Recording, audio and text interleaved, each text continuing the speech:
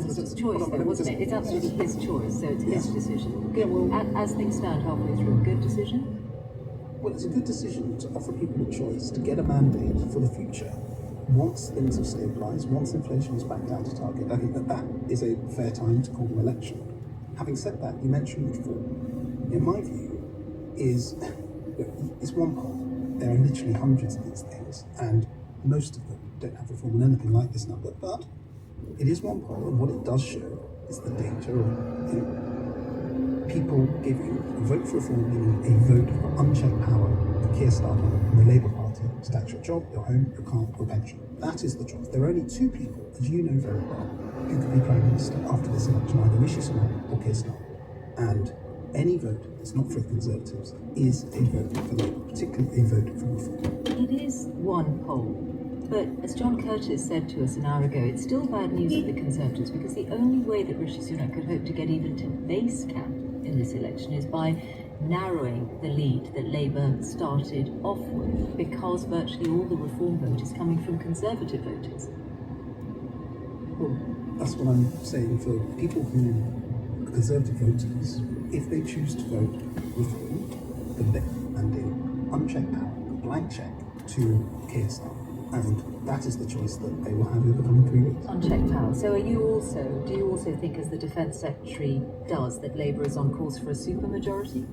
No, look, that's fine. It's not words I would use. What I'm saying is, if people, Conservative voters, don't vote Conservative in order to stop Labour, what you will see is higher tax. We had a manifesto from Labour yesterday that set out tax rises, just tax rises for ordinary British people and ordinary families. Just tax rises.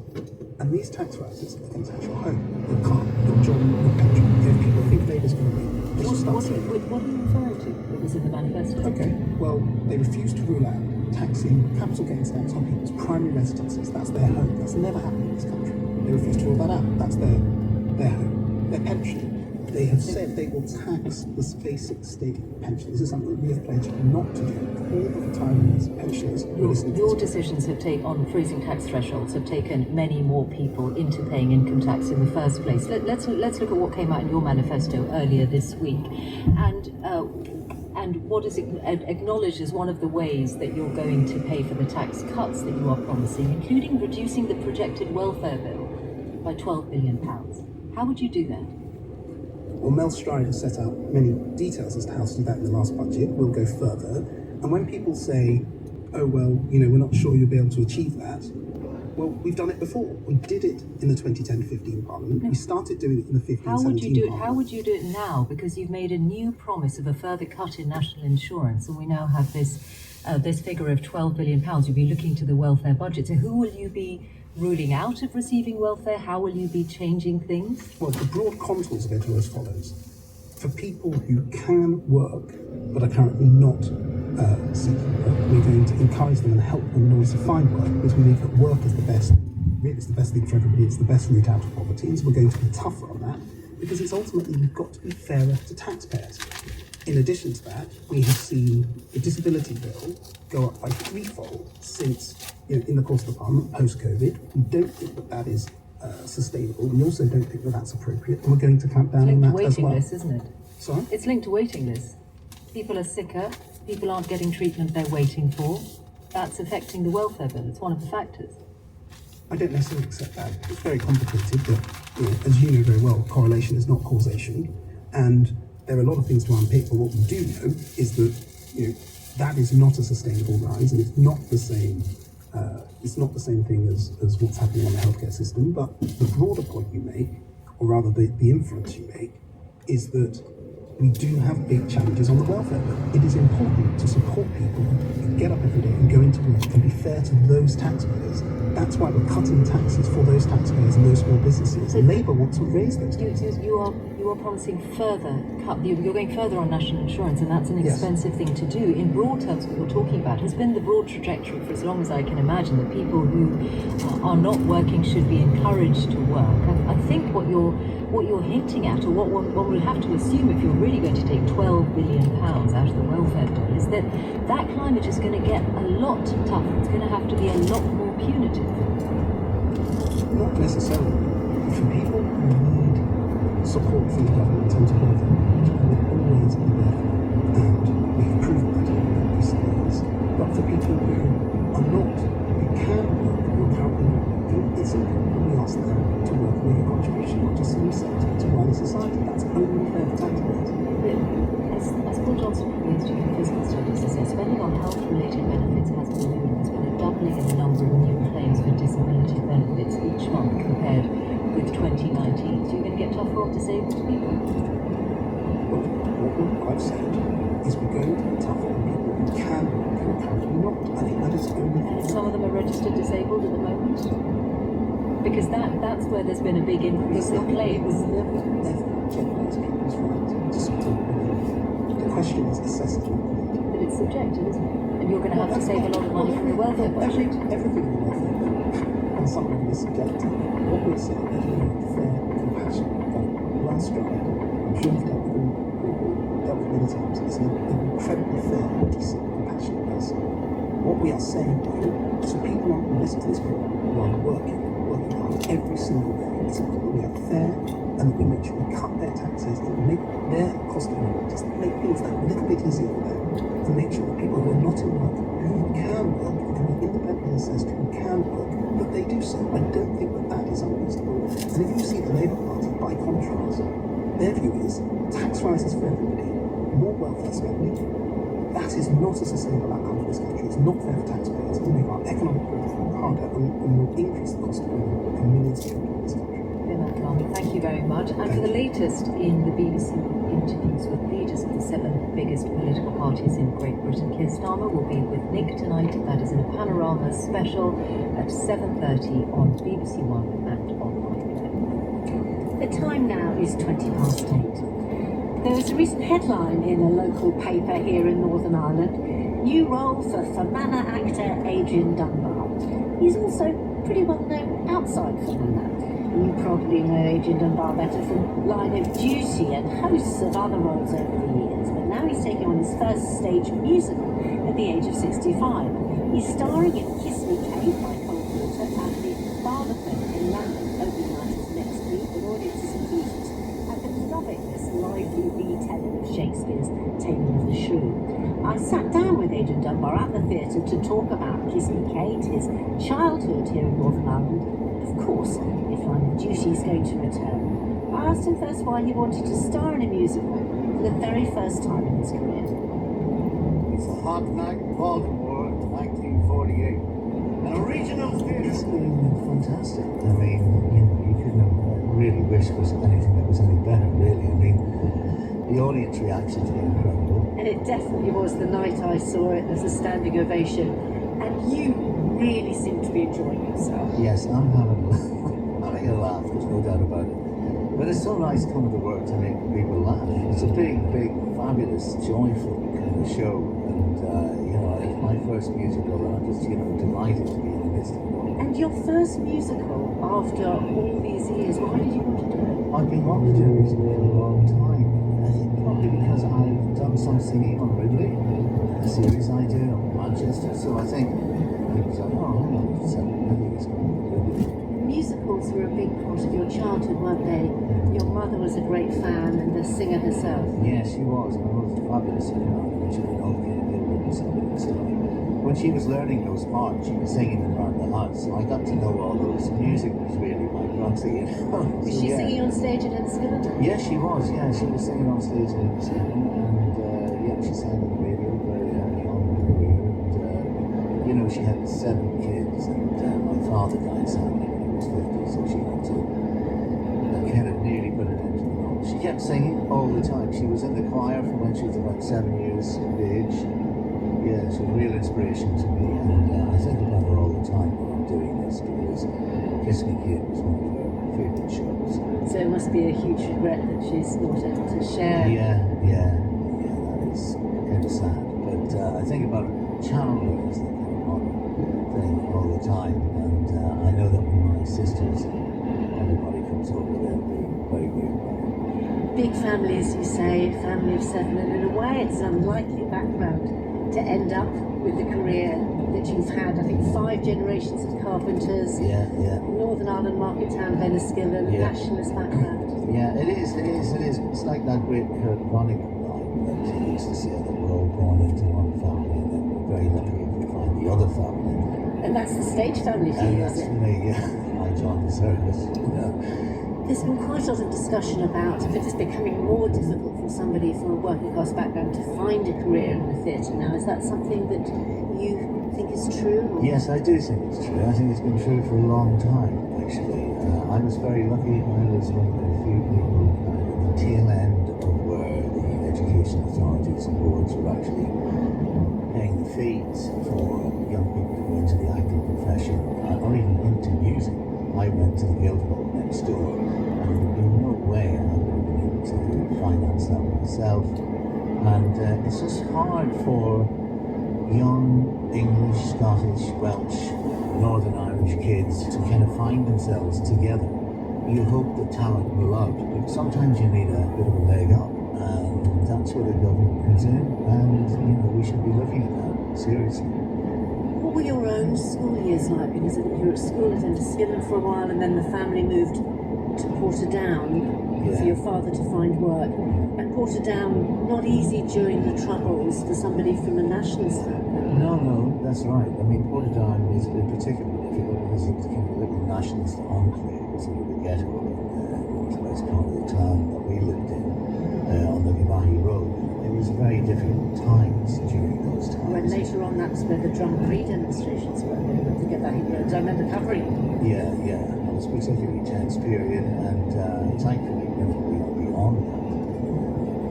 Pleased to say that was tricky. So we lived through that. We saw what St. Terminus was about. We saw how destructive it is.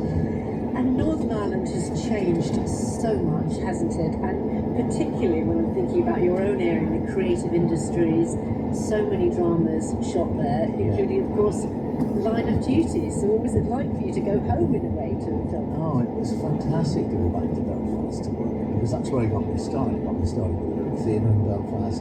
The uplift has been amazing. It's just the positivity that exists in the place at the minute.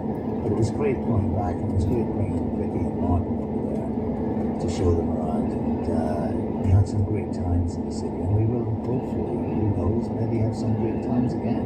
Oh, now you're teasing us. Another series or perhaps a film? I have to be very careful because, burn up the internet or say anything. But I mean, the point is that we all want it to happen. So if it were to happen, we'd be really happy. And when you say all of you, does that include Jed Mercurio, the writer? Oh, of course. It's Dr. Mercurio himself. Who knows? He might be beavering away some good idea. Who knows? Well, we'll hope so, because it'd be great to have another series, and there's going to be a film of Peaky Blinders as well, so something full length would be good as well. Yeah, maybe. Sometimes it works, sometimes it doesn't. I've got my fingers crossed as a big fan of that. And you brought a real authenticity, didn't you, to the role of Ted Hastings with all those Northern Ireland catchphrases. Whose device is it? No comment. Jesus, Mary and Joseph and Holy Donkey, and we just move this thing along before it drives us all around the bloody bend. You've got a mural now saying, now we're sucking diesel. Yes, I did. I'm very, very proud of that. They're very proud of you. I was doing a cutting search, and there was talk about Kiss Me Kate in the Fermanagh Herald. And you're in there as Enniskillen actor. Excellent. Adrian Dunbar. That's me. Enniskillen actor Adrian Dunbar. That's me. Adrian Dunbar. Many thanks, Adrian. Thanks, Martha. Adrian Dunbar there, burning up the internet. Kiss Me Kate is on at the Barbican in London now until the 14th of September. Now, the Grand Tour, Anson's motoring show that was a new vehicle for the three people confronted BBC's Top Gear, has its last episode coming in September. James May told the Today podcast that this week. He also talked about recording his last voiceover for it and what he plans to do next. He was a guest at the episode recorded in front of a live audience this week, and he spoke to Amal and No, there's still a big special to come. It's still a come later in this year. I'm not allowed to tell you what date it's coming out, I think, so I won't say it's September. Like I said, anything I want now, frankly. But we're not going to make another series together about cars. No. Well, hang on. I mean, you should never say no, should you? That's a slight trap question, because that's one of those questions you ask politicians when they always say, well, you can't say no forever. I think it is pretty unlikely. I mean, you use it. Well, yes, I can. I'm just pretty consoled. The facial expression, I'm not sure. I recorded today the last piece of voiceover I will ever record for Grand Tour, and therefore in that whole legacy of Grand Tour, Top Gear, and a few things I did before that. So that was, yes, it was telling, but we have to accept that we've done it for, well, I think it's nearly 22 years, a lot longer than we thought. I thought when I started doing it in 2003 or 4 that it would, I thought this was a bit of a laugh, maybe it'll last a few years. And, here we are, grey and wizened and sagging, and we've only just stopped doing it. And it's quite remarkable, and you have to be grateful for the opportunity and thankful that it happened, and accept, I don't want to be the person in the pub who used to be on the telly. I was saying to somebody earlier on, my greatest remaining ambition is to get to the end of my life without running over everybody.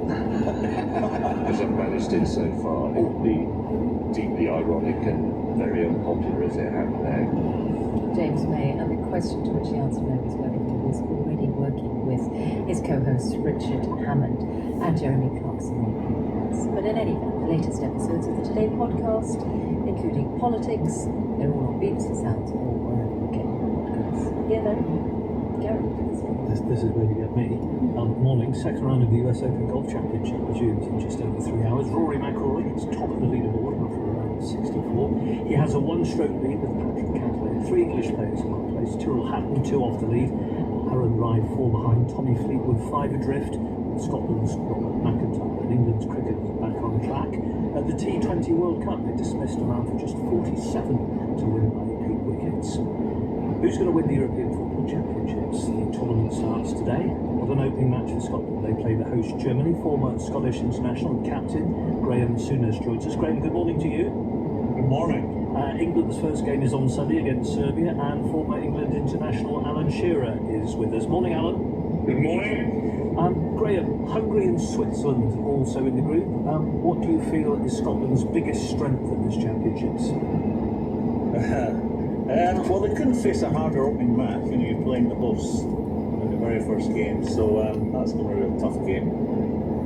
Germany are playing with their tails up at the moment. France a couple of times, beat Holland. They're a good team. And no one's really talking about them as possible winners. But historically, Germany generally turns up at big tournaments. This is going to be a very difficult. I mean, the way I see this first game, what's really important for Scotland, obviously to get a result would be a great start for them, but not to get beat up, because then it would affect their confidence going forward. And the 2 next games basically become games you have to win. And Alan, Scotland have some good players, don't they? Robertson of Liverpool, McTominay of Man United, McGinn from Villa, and the Heart striker, Lauren Shanklin, scored 30 goals. Give us the striker's perspective on him, if you would. Well, it'll be tough for him tonight, because there's no doubt that Scotland are going to have to do a lot of defending. So in terms of chances, if or when they come along, you've got to be at your best to take it, because it's really important to do that, because there's not going to be many from his point of view. So it could be a frustrating night for him. But I like Graham in terms of, I think if you're going to play Germany, I mean they're under huge pressure, and travelling over yesterday, speaking to people last evening, it seems very common that I'm not sure what they're going to get from this Germany team. It's like I was speaking to Per Mertesacker on the flight, and he was saying, well, yeah, they've got some really good players, but I'm not sure what we're going to get from them, and that seems to be the opinion. So I think from a Scotland point of view, if you're going to play one of the best ones, then why not in the opening game? Because Germany will be under huge pressure to perform, and that might work to Scotland's advantage. And Graham, give us a little insight. When you're playing a team that are the favourites, what's it like in that match? I mean, famously that happened with you when you played against Holland in 1978 in Scotland. What's it like? Yeah, and 82 against Brazil, not great. I mean, they're going to, Scotland have have some good players. But you know, historically, I go back to my generation before the Scotland players were playing at all the big clubs in England. That really isn't the case apart from Thinking Robertson again. So it's going to be a difficult game for them tonight. I think if they're going to get a result, it's what Al said. It's about defending well, taking opportunities when they come, maybe a set piece. But I think tonight they're going to be spending a lot of time without the ball, Gary. So total concentration and take opportunities as they come along. Okay, Alan, England's first game on Sunday against Serbia. England have great strikers, Bellingham, Foden and Kane. If you could choose just one to have played with, who would you have chosen and why? Well, it wouldn't have been Harry Kane because he wouldn't have passed to me. So one of the other two then? It would have probably, I mean, those two are just haven't had a great season, but Foden, I think, is rightly so on. He's lit up the Premier League, some of his performances, his passes, his finishing ability. I just hope that those two, Gareth, can get the best out of those two in whatever position he plays, and that's going to be one task that he'll have to do. But in terms of ability, both of them are off the charts what they've done. Graham, do you think...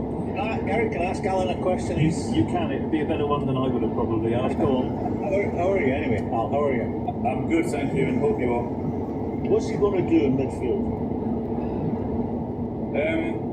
Well, I know what I would do, but I have a sense that he may play Foden on the left-hand side. I don't know that. I'm just guessing. He may play Foden on the left, and then Bellingham in the 10 role. But I would have Rice alongside Bellingham, and then Foden in the 10 role, and Saka right, and Gordon left, and Kane up top. That's what I would do. But I'm not sure what he would do. But I think it's hugely important that he's got to get the best out of those two players. I mean, in terms of what the season that they've had, and we know what they can do. But historically, he always goes with two sitters, even against the lesser teams. Yeah, I get that, but I think there's no doubt about it also, there's concerns defensively for England. I You just think that's what on the two before. Are you still there, gentlemen? Yes, I am. Oh, I thought we'd lost the line for a second. Yeah, you were doing a great job there. I was almost heading off to Oxford Circus to get the tube. Let me ask you in the last couple of minutes, Alan, will England win the European Championships, yes or no? If you want a one-word answer, then yes. And Graham, what do you say? Yeah, you remember I'm a Scotsman. I think that's a fantastic. I make them favourites. They've got so much firepower. And Scotland, what are your best hopes? You go first, Graham. I think getting out of the six would be, this group stage would be a real success, and that's why tonight is so important. We don't get beat up by Germany tonight. Yeah. And what do you think, Alan? Yeah, I think to get out the group for Scotland will be a great achievement. It's a tough group. Tonight is really important. I agree with Graham. I think they'll really try and frustrate Germany, but I'm not sure they'll get anything tonight. But the next two games will be the important ones for them. Graham Souness, Alan Shearer, thank you very much indeed. Graham Souness is part of ITV One's punditry team for the Euros. Coverage of Germany against Scotland begins on that channel from 6:30. And Alan Shearer, of course, very much part of BBC Television's coverage. We'll also have him on the radio from time to time. You can listen to that match on the radio, 5 Live BBC Sounds, with Alistair, Bruce, Ball, and don't forget John Murray and Ian Dennis bringing you commentary as well. You need the tips. Chester, 140, number 1, Bill Mirage. York, 3 o'clock, number 5. I can't read my own writing here. I think I remember. Was it Born to Rock? It was Born to Rock. Very good, Martha. Well remembered. I do listen to you, Gary. You think I don't, but I really do. I'd only handwritten it because it went over the page and then I couldn't read it. I better go off and catch the tube. We were distracted by all that chatting between. It was. Yes. Sounded like my teenagers at the dinner talking about exactly all the positioning of the England team, etc.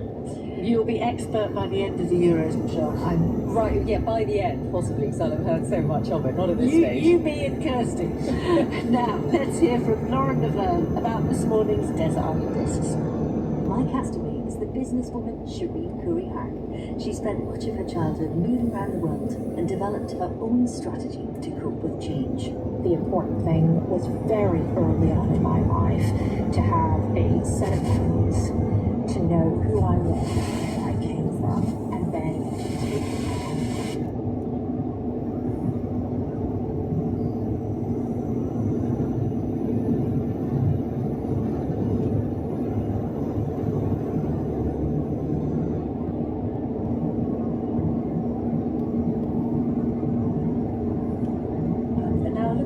today variably cloudy with scattered showers for most, some heavy and thundery throughout. That's going to be a good day for going out looking at what's happening in the election here in Northern Ireland. You're listening to Today on Radio 4 with Michelle Hussain in London, Martha Carney in Belfast. The time now is 22 minutes to 9. Here's a summary of the news from Lisa Costello. President Biden has signed a 10-year security deal with Ukraine, promising to support the country until Russia is defeated on the battlefield. Speaking at the G7 summit in Italy, he pledged more Patriot air defense systems and investment in Ukraine's weapon manufacturing. President Zelensky called it a bridge towards NATO membership. Representatives of the 7 biggest political parties have clashed over tax, immigration, and the future of the NHS in a televised ITV debate. Nigel Farage seized on one poll that suggested his party, Reform UK, had overtaken the Conservatives to say it was now the opposition to Labour. The Economic Secretary to the Treasury, Im Falami, told us it showed that a vote for reform was a vote for giving Sir Keir Starmer unchecked power. The BBC has identified what could be thousands of illegal sewage spills by English water companies in 2022. Analysis of weather data and details of spills reported to regulators have pointed to the repeated release of raw sewage during dry conditions. Water companies have disputed the figures. South Africa's ANC party says it's close to forming a government of national unity after it lost its outright majority in election month. The spokesman said it would gravitate towards the centre because left-wing parties refuse to take part. Time now is 20 minutes to 9. In the 30-odd years that I've been reporting from Northern Ireland, there have been some really big changes. Of course, the huge reduction in violence and changes in economic prospects too, shiny new developments here in Belfast. Political attitudes have been shifting as well, even though most parties in the Westminster election are defined by the orange-green divide, as they call it, the unionist-nationalist split. But there's been a growth in support for the Alliance Party, which defines itself as neutral on the constitutional question. And opinion polls suggest that a growing number of young people identify as Northern Irish. 18 to 24-year-olds are more likely to see themselves as neither British nor Irish. I've been talking to a group of young voters from different backgrounds at the Linnenhall Library here in Belfast. As you step inside from the street, it takes you straight into an exhibition about political protests over the years.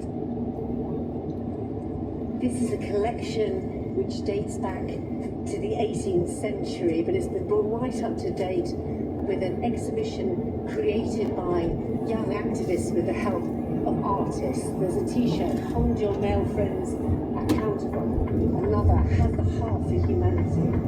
Lots of posters, "Roommates Wanted," talking about the housing crisis here, alongside some exhibits from the permanent collection, the activists dating back to the 1990s. There's something called Bigger Ale from a student campaign against sectarianism. Come down to the rather lovely Victorian cafe of the Linnenhall Library to meet a group of first-time voters. Hi, thanks very much for doing this. Hello. Hi, I'm Keevan, I'm 19 and I'm from Strabane. I'm Andrew, I'm 19 and I'm from Bangor. I'm Ellie Jo, I'm 20 and I'm from Derry. I'm Emily, I'm 19 and I'm from Newton Abbey. I'm Zach, I'm 19 and I'm from Belfast. What's the party that you're supporting?